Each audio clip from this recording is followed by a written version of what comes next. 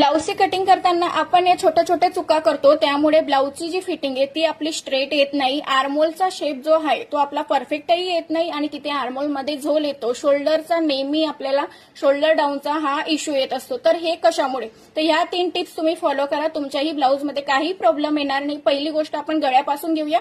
तर इथे आपल्याला गळारुंदी कमी घ्यायची असते. तर काही मैत्रिणींचे मला कमेंट होते की ताई तुम्ही जेवढी वरच्या साईडला गळारुंदी घेता तेवढी खाली का नाही घेत?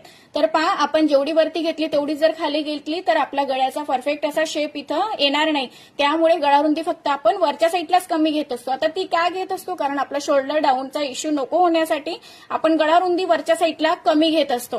खाली आपल्याला परफेक्ट गळ्याचा शेप येण्यासाठी गळारुंदी ही वाढवून घ्यायची असते. जेवढी वरती ठेवली त्याच्या अर्धा ते पाव इंच आपण जास्त खालच्या साईडला गळारुंदी आपल्याला ठेवायची असते. शोल्डर डाऊन न होण्यासाठी आणखी आपल्याला इथे अर्धा इंच इथे शोल्डरलाही डाऊन करायचं असतं. ही पहिली टिप्स झाली तुमची. दुसरी टिप्स म्हणजे काही मैत्रिणी आर्मोलचा शेप देताना अशा पद्धतीने देतात.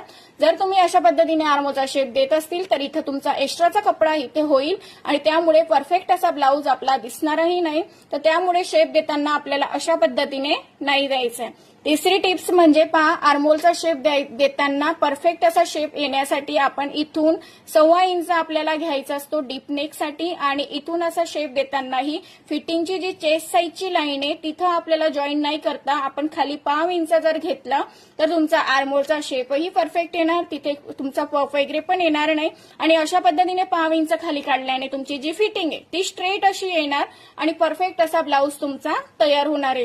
तर तुम्ही ह्या 3 टिप्स फॉलो करा, तुमच्या ब्लाऊजमध्ये नक्की चेंज होईल आणि परफेक्ट असा ब्लाऊज तुमचा तयार होणार आहे. तर माझ्या ब्लाऊजमध्ये ह्या सगळ्या टिप्स मी फॉलो करत असते, तर माझाही ब्लाऊज एकदम परफेक्ट असा बसतो.